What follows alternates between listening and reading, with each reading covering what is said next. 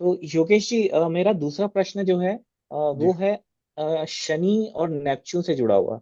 जी क्योंकि 10 जून के आसपास ही बहुत क्लोज आ रहे हैं, और ये जी बहुत ही यूनिक युति होती है, कई सालों में, कई वर्षों में होती है ये। जी तो इसका भारत और विश्व पे क्या प्रभाव होगा, इस पे थोड़ा आप हमें जी मार्गदर्शन करें।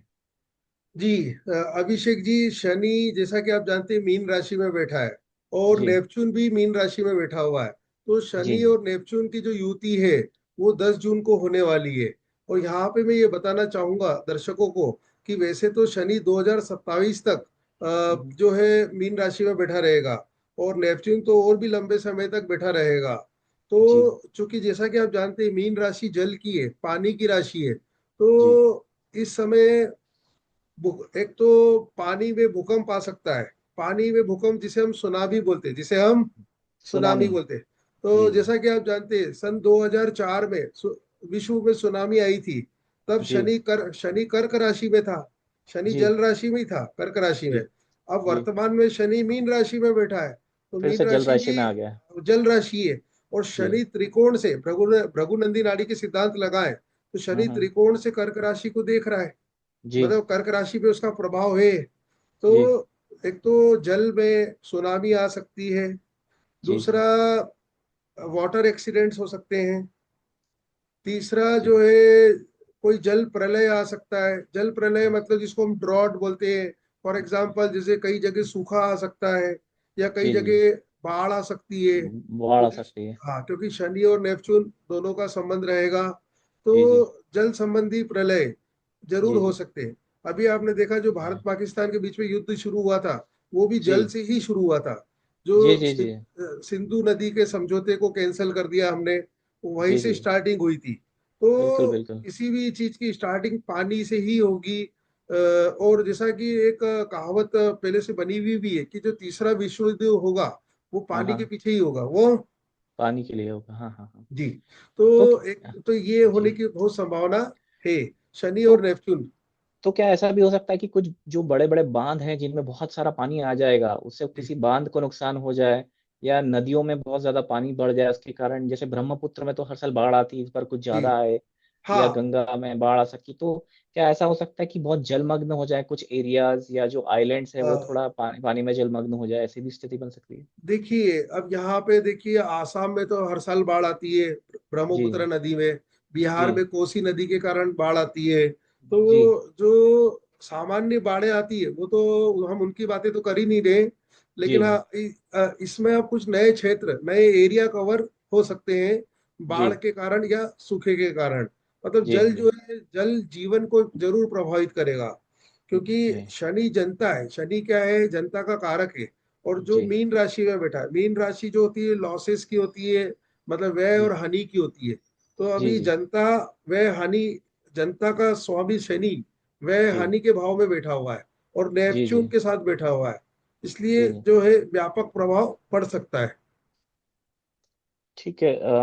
योगेश जी, इसमें हम थोड़ा, हमको एक विजन तो मिल ही गया है कि शनि और नेपच्यून की युति जी जो है किस तरह का प्रभाव लाएगी, क्योंकि जी मुझे लगता है कई वर्षों के बाद आ रही है, और इसका कुछ ना कुछ प्रभाव जो, और स्पेशली जल से संबंधित प्रभाव है, जी वो जून के आसपास देखने को मिलेगा, और वही समय होता है जब बारिश भी काफी पीक पे जी होती है। तो जी कहीं ना कहीं एक संयोग ऐसा कुछ बन रहा है जिसको आपने ऑब्जर्व किया और हमारे सामने इस शोध को लेके आए, जी तो कि किस तरह की सिचुएशन बनती है। जी। अब मेरा अगला प्रश्न जो है वो है भारत और विश्व में कोरोना की क्या स्थिति बनेगी, इस पे थोड़ा और आप प्रकाश डालिए, क्योंकि इससे रिलेटेड बहुत सारे क्वेश्चन लोगों के आ रहे हैं। कोरोना का हमने हमारे ने पार्ट 1 में डिस्कस कर लिया है। हाँ हाँ हाँ तो इसकी जगह मैं आपसे दूसरी चर्चा करना चाहूंगा कि हाँ हाँ आजकल हाँ भारत में भविष्य हाँ हाँ हाँ, मालिका बहुत प्रसिद्ध है। जी। तो ये क्या है? तो एक उड़ीसा के संत थे। मेरा एक्चुअली भविष्य मालिका से संबंधित प्रश्न मैंने नोट कर रखा है, तो वो मैं बता देता हूँ आपको कि भविष्य मालिका में काफी ऐसा बताया गया है कि अगले कुछ साल बहुत डिफिकल्ट है। तो जी। भविष्य मालिका क्या है और अगले कुछ साल डिफिकल्ट क्यों है, इस पे आप बताएं। भविष्य मालिका जो है उड़ीसा के एक महान संत द्वारा लिखी गई किताब है। मतलब जी उसमें उस संत ने सभी भविष्यवाणियां कर दी है पूरे विश्व के लिए। जी तो उस किताब का रेफरेंस लेकर ही आजकल सभी ज्योतिष भविष्यवाणियां करते हैं। जी तो अ, अभिषेक जी, यहाँ मैं बताना चाहूंगा कि गुरु जो है अभी जी अतिचारी चल रहा है। जी। अतिचारी मतलब गुरु की स्पीड बहुत ज्यादा फास्ट हो गई हाँ है। हाँ अब हाँ हाँ। जब कोरोना आया था 2020 में, तब भी जी गुरु अतिचारी था। जी तो जी। कोई व्यक्ति फास्ट कब दौड़ता है? फास्ट दौड़ता है जब वो कुछ डरा हुआ हो या कुछ उसको हाँ हाँ। भय हो जी या जी कुछ जी। संकट में हो। बिल्कुल तो बिल्कुल। जैसे वो संकट में सबसे अच्छी डिजास्टर मैनेजमेंट में सिखाया जाता है कि सब जी। जितना तेज हो उतना तेज भागो। हाँ हाँ हाँ। तो यहाँ पे तो जीव कारक गुरु ही भाग रहा है। तो जीव बिल्कुल। कारक गुरु क्यों भाग रहा है? वो भी 2033 तक, 2000, 33 तक, हाँ क्योंकि बहुत लंबा समय है, बहुत लंबा क्योंकि समय है ये तो। बहुत लंबा समय है। तो जी। मतलब जीव को कुछ खतरा नजर आ रहा है, जीव को कुछ खतरा नजर आ रहा है, अच्छा खतरा अच्छा। नजर आ रहा है, इसलिए अतिचारी हो गया है। जैसा तो कि मैं, क्या ये नए युग का नया युग आ रहा है, कुछ एकदम चेंज हो जाएगा एक युग और अच्छा, पूरा यहाँ विश्व पे मैं का बताना परिवर्तन हो चाहूंगा जाएगा? कि जब 2020 में कोरोना आया था, तब हाँ हाँ गुरु हाँ। अतिचारी इसलिए हुआ था क्योंकि गुरु शनि और केतु के साथ बैठा था और राहु की जी। दृष्टि पे था, राहु की दृष्टि दृष्टि पे में भी था। था। तो गुरु पूरी तरह फंस गया था। जैसे जी क्योंकि शनि, केतु और राहु। जी। तो अभी भी जैसे मैंने अभी आपको पिछले वीडियो में बताया, अभी फिर हम्म। से बता देते हैं दर्शकों को कि गुरु जी एक तो आद्रा नक्षत्र में जाएगा, तो राहु जी के नक्षत्र में जाएगा। जी गुरु राहु की दृष्टि में अभी चल ही रहा है। जी शनि गुरु की राशि में चल रहा है। जी और गुरु और केतु का नाड़ी संबंध चल रहा है 3-11 का। जी गुरु जी से जी। केतु तीसरा है और केतु से गुरु 11वां है। यस तो यस। गुरु क्या है, इन तीनों से डरता है कि जब तीनों एक साथ आ जाते हैं, जी जी जी तो गुरु एक सौम्य ग्रह है, तो जी। वो सोचता है मेरी भलाई अतिचारी होने में ही है, मेरी भलाई। अतिचारी होने में है। हाँ, तो अब गुरु चाहता है युग परिवर्तन। तो हो जी। सकता है कि अब नए युग का परिवर्तन आए।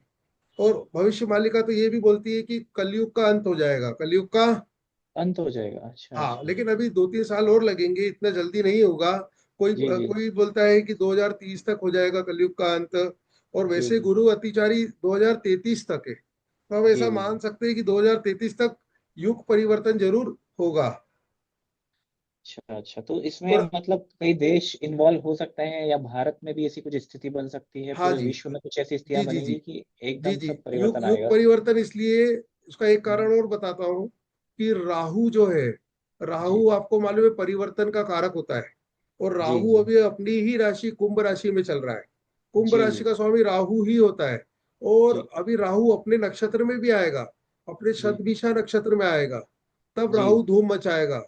आपने सुना जी। होगा कलयुग का राजा कौन? राहु। राहु राहु, हाँ कलयुग हाँ का हाँ। राजा राहु है। और राजा जी। भी राहु अपनी राशि में ही और अपने नक्षत्र में ही रहेगा। तो बहुत प्रबल सबसे हो जाएगा, बहुत प्रबल हो सबसे जाएगा। बलवान हो जाएगा। केवल जी जी। उसकी ही चलेगी, केवल। उसकी चलेगी, और वो गुरु भी अभी उन्हीं के जी, नक्षत्र में जा रहे हैं, ये आश्रा और गुरु नक्षत्र भी में। राहु के नक्षत्र में आ जाएगा। तो गुरु जी भी जी बोलेगा हाँ जो बोलो आप, क्या।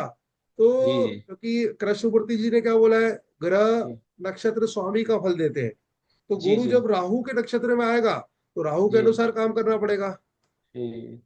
बहुत ही अच्छा आपने विवेचन किया योगेश जी, क्योंकि आप जितनी सारी विधाएं यूज करते हैं, आप नाड़ी का भी उपयोग करते हैं, जी पराशरी का भी उपयोग करते हैं, कृष्ण मूर्ति पद्धति, भास्करन पद्धति। तो जी जिस तरह से आप सभी पद्धतियों को मिला के जिस तरह से आप प्रिडिक्शन देते हैं, जी वो बहुत ही मतलब यूनिक है। और मैंने कई बार देखा कि आपने जो प्रिडिक्शन दिए हैं वो जी एक साल पहले ही दे दिए हैं। जैसे कि जी आपने 2025 का जो प्रिडिक्शन था वो 2024 में ही दे दिया था, जी जबकि उस समय एक भी किसी ने इस तरह का कोई प्रिडिक्शन नहीं दिया था। जी तो भविष्य मालिका से संबंधित आपने जो है क्लैरिटी दी। आज हमने मंगल केतु के बारे में जाना कि इसका क्या प्रभाव होगा, शनि नेपच्यून के बारे में जाना, गुरु जो है आत्रा नक्षत्र में आ रहे हैं उसके बारे में जाना, और भविष्य मालिका के बारे में जाना। जी तो इन सभी जानकारियों के लिए योगी जी बहुत बहुत धन्यवाद। और जो आपने प्रिडिक्शन किए हैं जी वो पिछले भी कई बार सही है, और मुझे पूरा भरोसा है कि विश्व भी उसी दिशा में जा रहा है जिस तरह की स्थिति बन रही है। जी। तो आज आप हमारे साथ जुड़े, इसके लिए बहुत बहुत धन्यवाद। Thank you. थैंक